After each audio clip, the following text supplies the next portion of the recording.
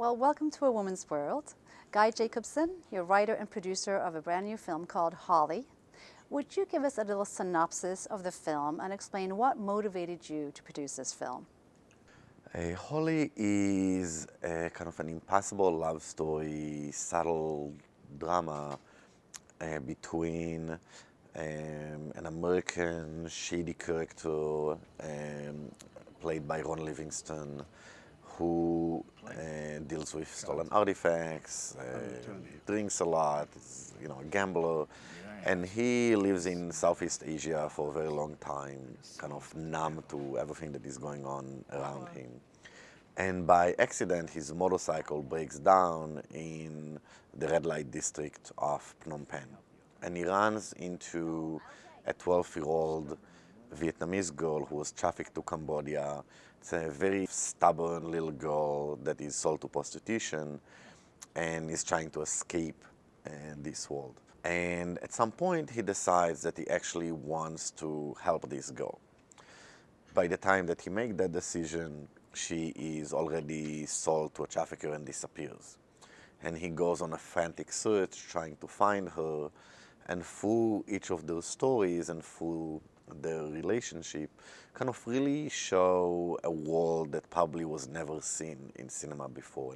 The reason I decided to make this film was about 5.5 years ago. I was in a very long sabbatical, backpacking around the world for 2 years. And one of the 25 or so countries that I was traveling in was Cambodia. And I was walking one day in the afternoon in the street in Phnom Penh and found myself surrounded by a group of about 15 little girls, about yay high, 5, 6, 7-year-old girls, who were very aggressively soliciting me for prostitution. I mean, hands straight to the private parts and no touching, no touching, trying to remove their hands. And most of them realized that I'm not a client or potential client and started leaving. But one of the little girls told me in broken English, yum yum very good. And I'm like, no. And she says, I know money today, mama-san boxing me, meaning the madam of the brothel will beat her up.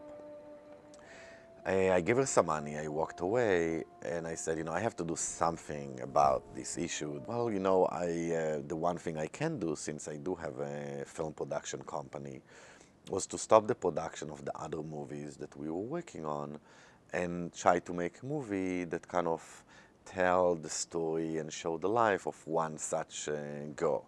And from a point of view, not of the cop coming, killing the bad people, saving the kids, but rather a true, expose, a true experience of one of these little girls. We know that the State Department has made human trafficking a huge issue, especially under this administration, and you've benefited from their support very much. Can you comment on that? Well, I think that the State Department and the current administration have realized that there is a global crime against humanity that is happening really under our nose, that modern day slavery is actually the worst that it's ever been. It's worse than any time in history. So I think that we're very, very fortunate that the State Department not only really liked the film and the way the film is made and how kind of true to life, honest it is, but non-exploitive it is. What is the most common age range for the victims of trafficking? Our focus is not just on the act of trafficking. It is on any form of child sexual exploitation. The profile I can tell you about prostitution, for American kids to end up in prostitution, and there are well over 400,000 underage child prostitutes in the US alone, is 10 to 12-year-olds or 10 to 13-year-olds girls. That's where the victim will enter into prostitution. The profile of an American kid that will be kidnapped and trafficked overseas is a 7-year-old boy, blonde with blue eyes. Those that demand to, and those kids do disappear on a daily basis in the US. And why? What is the motivation? I think that pedophilia, if you think about the hardcore cases, is a sexual orientation.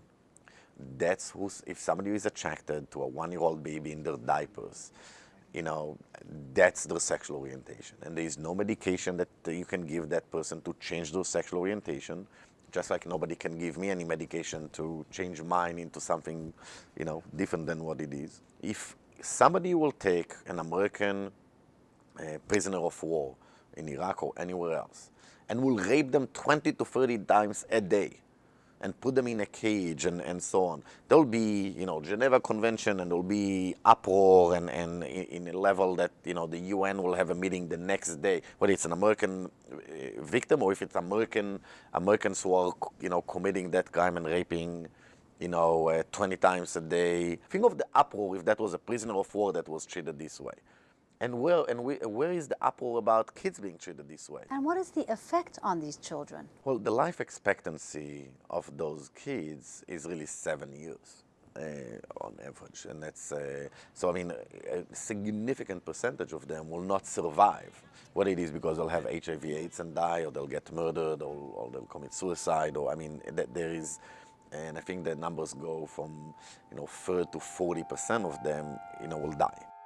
It's like the activist mentioned from the NGO that you feature in the film. It takes 5 minutes to take the child out of the brothel, but it takes at least 5 years for that child to be on the road to recovery. And I think that is a very important point, as saying once somebody has been victimized in this way, it is a crucial thing to try to help them, but it's a virtually an impossible task. You'll never restore somebody completely, because really the only way to decrease the problem is by decreasing the demand. So by creating the Red Light Children campaign, which focuses on going after the clients, it can be 10 million, it can be 100 million, there's still a limit to it. And by decreasing the clients to any form of child sexual exploitation, even by a tiny percent, I'm not even speaking about managing to eradicate it, but if we could together can decrease it by 5 or 10%, well, what is 10% of 2.5 million kids a year? That's 250,000 kids. So given what you've said, what can the average citizen do to battle this crime against humanity? First, go and see Holly.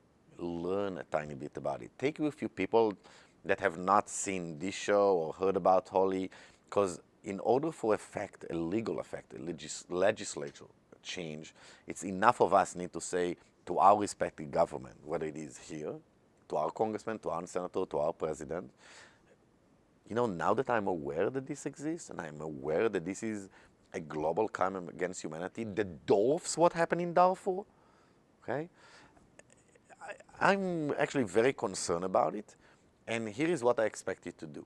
So log into priorityfilms.com/join, and there's a variety of things that you can do that are listed there. If you're in a company and you want to get involved, contact us. We can do a variety of things together. If you're in an NGO that wants to find a way to work with us, contact us. Let's find a way to do it together. So that's on the awareness side. On the promoting the legislation side, go to redlightchildren.org, put your name, email, and zip code. And then this pre-written letter by the top human rights organization, international law firms, our corporate partners such as LexisNexis, and the leading policymakers, including the US State Department, because the same framework was developed to be implemented in whichever country. So if it's Japan or Korea or anywhere in Europe or Israel or South Africa, New Zealand, Australia, I mean, it's always wrong, it's always the same problem, and we can always decrease it by this a few percentages. So get involved, take a stand, and don't ignore this problem, I think is the first step of doing it. Well, thank you so much for sharing your time with us and telling us about that film. Thank you for having me.